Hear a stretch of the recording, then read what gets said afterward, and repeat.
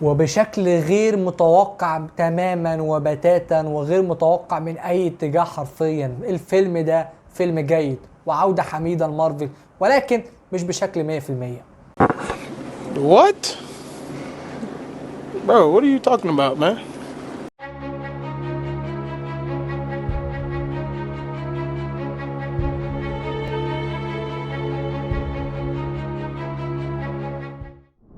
السلام عليكم ورحمه الله وبركاته، اهلا بكم اعزائي المشاهدين في كل مكان. فيديو جديد، والنهارده هنتكلم عن احدث اعمال عالم مارفل السينمائي واللي نزل النهارده معانا في السينما، فيلم جاردن اوف جالاكسي فوليوم 3، واللي ان شاء الله هنتكلم عليه النهارده بكل التفاصيل الممكنه بجانب نقطه حرق في نهايه الفيديو. فما تنساش تعمل لايك للفيديو عشان جدا بيساعد، ومن غير كلام كتير يلا بينا نبدا. الفيلم طبعا معانا من بطوله كل من كريس براد، زوي سلدانا، ديف باتيستا، وطبعا برادلي كوبر، ومن اخراج وكتابه جيمس جان، المخرج المتميز معانا جدا في عالم مارفل السينمائي ولكن مدير استوديوهات دي سي فيما هو القادم. يلا حظ السعيد. اوكي، الفيلم طبعا معانا متصنف معانا بي جي 13، يصلح للاطفال ذو 13 سنه فيما هو فوق، وطبعا مده الفيلم معانا ساعتين ونص. وقصه الفيلم بتتكلم بعد اند جيم وبعد احداث اند جيم وعوده فريق جارديانز مره اخرى في الفضاء وانفصالهم عن ثور في احداث ثور لاف اند ثاندر وعودتهم لمكان اسمه نوير. بيدخل الفريق في رحله عصيبه جدا بحيث يعود ادم مورلوك انتقاما لاحداث الجزء السابق للانتقام من الجارديانز، مما ينتج عنه اصابه روكت باصابه خطيره، لذا بينطلق فريقنا في مهمه خطيره في محاوله مستحيله لانقاذه. لو هنتكلم الكلمتين بشكل عام عن وضع الفيلم ده، لان هو جاي بعبء ثقيل جدا حرفيا فوق طاقته عشان يستحمله. الفيلم ده جاي في وسط مرحله متدهوره جدا في افلام السوبر هيروز، طبعا خصوصا في افلام عالم مارفل السينمائي اخر سنتين ونص بالتحديد، من المرحله الرابعه وبدايه المرحله الخامسه بالتحديد، اخرهم انت مان انت واسبق وانت مانيا يعني. ولكن الفيلم ده كان الفيلم الخفيف لما كان بيتم تقديمه في المرحله الثانيه والثالثه في عالم مارفل السينمائي، في وسط افلام زي الافنجرز، كابتن امريكا، وايرون مان، وثور، ودكتور سترينج، والاحداث اللي بتحصل وقتها. كان هو الفيلم الخفيف والهزل والضحك والكوميدي، واللي كان جيمس جان نجح في تقديمه ان الفريق ده يكون بيتقدم بشخصيات مختلفه عن العالم اللي احنا متعودين عليه، يكون كده حاجه لوحديهم. ولكن لما بيتم تقديمه في الوقت الحالي في 2023 في الجزء الثالث ونهايه رحله الفريق ده معانا، هو جاي في وسط شخصيات بتتقدم تقريبا بنفس الطريقه، ولكن انا شخصيا مش هحامل عليهم، مش هتحمل عليهم ان هم جاي بنفس الخلطه بتاعته في كل السلسله، لان دي اصلا الحاجه المميزه فيه. ما عنديش مشكله ان انت عالم مارفل السينمائي بيحاول ينسخ الشخصيه بتاعت الجارديانز دي كلها في كل الاعمال، في ثور لاف اند ثاندر، دكتور سترينج، وحتى الافلام والمسلسلات مس مارفل وشي هالك وغيرهم جدا، وكتير من الاعمال زي بلاك ويدو وتشانج تشي وايترنالز. يعني انت عندك مكتبه كبيره جدا من الاعمال السيئه في وسط بعض الاعمال الاستثنائيه زي سبايدر مان نو واي هوم وكاندا فور ايفر ولوكي ومون نايت، ولكن الاعمال السيئه هي الاكثر، واخرهم طبعا انت مان انت واسبق وانت مانيا. عشان احاول افهمك وجهه نظري اكتر، في لقاء مهم جدا من اسبوعين للاخوه روسو براذرز مع زاك سنايدر، في لقاء بيتكلموا فيه عن اوضاع هوليوود بشكل عام، هستخدم تصريح مهم جدا قالوه في الفيديو ده وفي البودكاست ده. قالوا لك ان احنا عايشين في العصر الذهبي للمسلسلات ذا جولدن ايج على وصف تعبيرهم بالتحديد. ذا جولدن ايج لان الناس ما بقاش عندها شغف ورغبه وفلوس وانها تروح تتفرج على افلام في السينما، سواء افلام سوبر هيروز او افلام تانية، لان مفيش مخرج ولا شركه انتاج ولا مؤلف قادر ان هو يعمل قصه وعنده الجراءه انه يعمل احداث سواء بسلسله كبيره من الافلام او فيلم حتى واحد بالتحديد يخليك تقول انا داخل الفيلم ده لان عارف ان هو غير متوقع تماما من بدايته حتى نهايته. كل الافلام تقريبا بتنسخ نفسها، وما ادراك ما افلام السوبر هيروز خلال الفتره الاخيره، وافلام مارفل بالتحديد اللي هي حرفيا عملت زي المرض اللي انتشر في كل السوق. ما تفهمنيش غلط، ده مش تحمل على فيلم جارديان اوف جالاكسي، لان هو عمله لك من بدايه الفيلم فيلم جيد ويستحق وقتك ويستحق فلوسك ويستحق تذكرتك فيه اكتر من كده، لان الرحله اللي اتعملت في الفيلم ده جيمس جان رجع بالنسبه لي بنسبه كبيره جدا. حتى التحامل اللي انا بقوله لك ده مش لجيمس جان، انا هذكره لك في نهايه الفيديو في الجزء الكبير اللي هقول على الفيلم من الملاحظات السلبيه اللي هيكون اغلبه حرق ان شاء الله، لان جيمس جان نجح على مستوى الصوره البصريه اللي متقدمه في الفيلم من العامل الاخراجي والسي جي اي بيرفكت بكل المقاييس بالنسبه لي. ما عنديش اي ملاحظه او فتفوته سلبيه بعكس الاعمال السابقه، سواء انت مان انت واسبق وانت مانيا او حتى الاعمال بتاعت 2022 اللي كان بيها بعض الديفوات سواء افلام او مسلسلات، وما ادراك اصلا الجدل اللي بيحصل حوالين الموضوع ده. ولكن جيمس جان بالنسبه للصوره بيرفكت، ما عنديش على مشكله.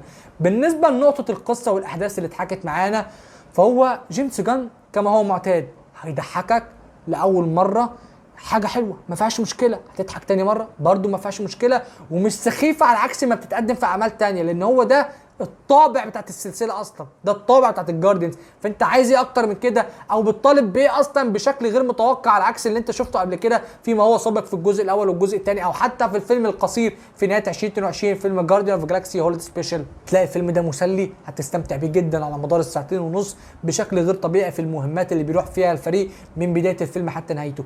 هتلاقي العامل الدرامي، وعلى عكس غير متوقع ان جيمس جان مخلي العامل الدرامي في الفيلم تقريبا يعني 3 اكس، يعني بيتضرب في 3 على عكس اعماله السابقه او حتى اعماله مع دي سي زي سايد سكواد وبيس ميكر او جارديان اوف جالاكسي. حتى في فوليوم الاولاني ممكن في فوليوم ال2 كان في بعض الاعمال الدراميه خصوصا في نهايه الفيلم ونهايه ياندو معانا، ولكن الجزء الثالث مضروب في 3. العمل الدرامي خصوصا من شخصيه روكيت رائع جدا جدا جدا، والسرد بتاعه كان ممتاز جدا بالنسبه لي من حيث المعطيات اللي هو قدمها لك في نهايه الفيلم وبدايه الفيلم كانت ممتازه جدا، ما عنديش اي تعليقات سلبيه ممكن تتكلم عليها اكتر من كده. الاداء التمثيلي من كل الشخصيات تقريبا من حيث فريق الجارديان اوف جالاكسي، كيس براد وزوي سالدانا وديف باتيستا وكل الشخصيات تقريبا عملت اداء رائع لا يحسد عليه حرفيا، بيخليك تقول كم اشتقنا لمثل هذه الافلام الجيده، مش الافلام الرائعه مش الافلام المثاليه، لان هو فيلم جيد في الاول وفي الاخر، فيلم انت عارف تحطه في انهي قالب وفي انهي فئه من الافلام، لان هو مش هيوصل بدرجه العظمه الكبيره عشان للاسف بيتبص له كافلام درجه ثانيه، ولكن في وسط افلام مارفل الحاليه هو فيلم درجه اولى بامتياز اصلا مقارنه بالاعمال زي دكتور سترينج وانت مان انت واسب وثور لاف اند ثاندر. فيلم جيد يا جدعان من الاول للاخر مقارنه بالاعمال السابقه كلها، وفيما هو قادم يعني ده هيكون احسن بالتاكيد من فيلم ذا مارفلز في نهايه السنه، يعني اكيد. يعني شايف ان في مستقبل مشرق ومبهر باذن الله قريبا؟ ها؟ مفيش. طيب حتى الفيلم بتاع الفيلم برغم ان الفيلم بتاع الفيلم معلش هذكر لك الاسم بتاعه قدامك دلوقتي، الفيلم بتاع الفيلم اسمه ذا هاي ايفولوشنري، يعني ذا هاي ايفولوشنري، معلش الاسم قدامك مفيش اكتر من كده، اسم غريب المطور العالي ده ولا ايه، ولكن الفيلم بتاع الفيلم برغم ان هو فيلم مش كبير وما نقدرش نقول ان هو بيخدم في القصه الكبيره، ودي حاجه انا مش مبالي بيها، ما دام انت قادر تخلق القصه المنفصله بتاعتك دي حاجه تسعدني تماما، ما دام انت قادر تعمل فيلم جيد. لو انت عارف تعمل فيلم جيد ومالوش علاقه بالعالم بتاع عالم مارفل السينمائي بشكل عام، دي حاجه بالنسبه لي مرضيه، مفيش اكتر من كده، وده اللي الفيلم عمله بامتياز بالنسبه لي. ولكن الامتياز هنا ما يوصلش للمثاليه، لان انا عندي بعض الملاحظات السلبيه زي ما قلت لك برضه هاجلها للاخير، لان عندي بعض الشخصيات اللي عندي عليها تعليق في نهايه الكلام قبل ما اخش على التعليق السلبي بتاع الفيلم. شخصيه زي ادم وورلوك في الفيلم ده انا ما فهمتش، انا ما استوعبتش، انا مش فاهم، انا مش مدرك، يعني انا مش فاهم، انا مش مدرك الصراحه التعامل معاه اتعمل ازاي في الفيلم. اقدر اقول لك كده الكلمتين دول بدون حرق، انا مش فاهم الصراحه، يعني ما قدرتش ابلع اللي حصل في الفيلم بالنسبه لشخصيه ادم وورلوك. وعشان ما اطولش عليك اكتر من كده اقدر اقول لك ان فيلم جاردن اوف جالاكسي وعلى عكس هو غير متوقع تماما، فيلم نجح انه ينجح في ان هو يقدم لك القصه المنفصله بتاعته وفقا للسلسله معانا بالثلاث اجزاء اللي اتقدموا معانا ورحله الفريق حتى في انفينيتي وور واندي جيم. عشان كده هدي لك التقييم بتاع الفيلم بالنسبه لي اللي يوصل معايا ل7.5/10، درجة رائعة جدا من التميز بتاعت الفيلم ده، وكان ممكن يوصل لدرجة أعلى من كده بكتير ويوصل ل9 و9.5 معانا لو حاجة بالنسبة لي دي حصلت في نهاية الفيلم، خصوصا إن دي نهاية رحلة الجارديانز اوف جالاكسي معانا في عالم مارفل السينمائي داخل أفلامهم المستقلة. لو أنت ما اتفرجتش على الفيلم ما تتفرجش على جزئيه الحرق اللي هقولها بعد دلوقتي، عشان بالنسبه لي هتقلل درجه استمتاعك او حاجه، دي حريه اختيارك للامانه الصراحه. فانا هتكلم دلوقتي بحريه حرق عن تجربتي وانطباعي عن فيلم جاردن اوف جالاكسي فوليوم 3 بحريه حرق، مفيش اكتر من كده تنبيه. للامانه يا جدعان، ليه الفريق ما ماتش؟ ليه شخصيات ما ماتتش؟ ليه روكت ما ماتش؟ ليه ستار لورد ما ماتش؟ انا مش عارف الصراحه الاجابه عند مين، بس الاجابه دي او السؤال ده او الاطروحه دي انا مش بقولها لجيمس جان، برغم ان انا عندي جيمس جان ده بالنسبه لي هيفشل عالم دي سي، وانا بقولها لك دلوقتي من قبل ما فيلم سوبرمان يتعرض، ولكن السؤال ده لكيفن فايجي، لان انا حاسس دلوقتي يعني 2.5 سنين انت ما حدش بيموت، ما فيش اي شخصيه معرضه للخطر، انت ليه؟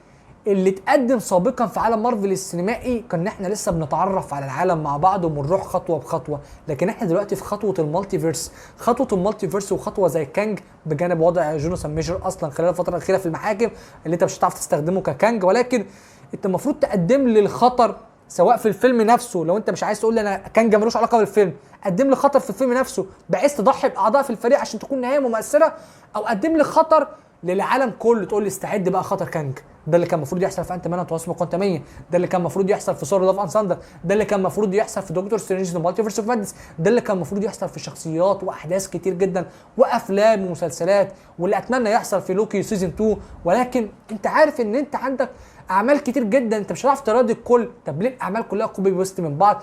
وليه الشخصيات بتاعت جارديان اوف جالاكسي منها اللي ما ماتش في الفيلم ده كان ممكن تكون نهايه مؤثره، كان ممكن تكون نهايه ملحميه، كان ممكن يوصل معايا الفيلم ده من درجه التكيف حرفيا 9 9.5 من 10. سيبك من التقييم ارميه على جنب، كان ممكن فيلم ارجع له اكتر من مره، ولكن هو فيلم جيد.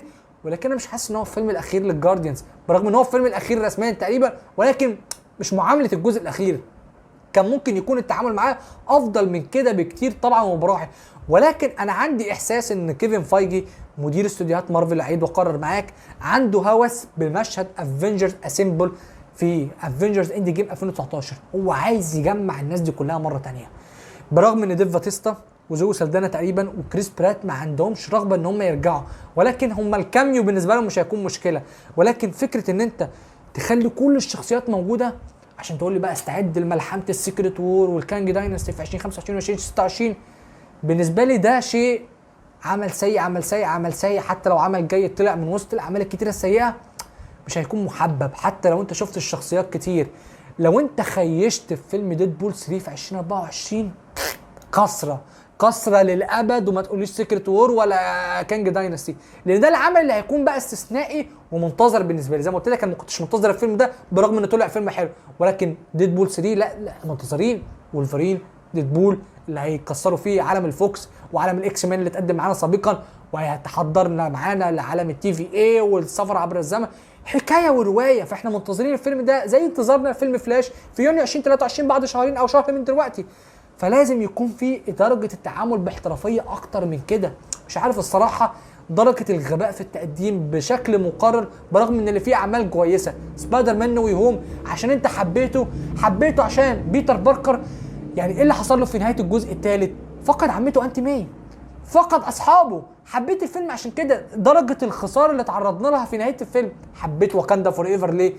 عشان ام تشالا ماتت. درجه التضحيه اللي حصلت بجانب العمل الدرامي انت عارف انا بحكي لك عليه طبعا. حبيت مون نايت ليه؟ حبيت عشان شفت اللي حصل لمون نايت، سواء شخصيه مارك سبيكتر، شخصيه ستيفن، باللي حصل مع امه وهي اللي خلته يتهوس ويكون عنده الشخصيه الثانيه زي ما بيقولوا، ويكون عنده انفصام في الشخصيه. انت حبيت العمل عشان كده، عشان فيه محاوله ان انت تخلق عامل درامي. حبيت لوكي ليه؟ عشان اخيرا شفت لوكي بوجه تاني ومغير تماما بجانب العامل الدرامي اللي شفناه مع شخصيه سيلفي، واللي خلانا نشوف لوكي بوجه مغير تماما، والخطر اللي قدمه لنا بكانج في عالم مارفل السينمائي لاول مره. فانت شايف انا بقول لك كم مميزه في الاعمال اللي نقدر نقول اعمال الاربعه الاستثنائيه. لكن الفيلم ده برغم ان هو حلو واستثنائي مقارنه بالاعمال السابقه، ولكن كان ممكن يكون افضل من كده بكتير. ما عنديش ملاحظات سلبيه اكتر من كده، ولكن زي ما قلت لك كان الفيلم ممكن يكون افضل من كده بكتير الصراحه حرفيا بالنسبه لي. وبس كده اعزائي المشاهدين، ده كان كل اللي عندنا النهارده. اتمنى في الاخر تعملوا لايك للفيديو واشتراك للقناه وشفتوا وتشجعوا السبب اشتراك جديد. في النهايه كان معاكم ابن محمد، اشوفكم الفيديو الجايه. سلام.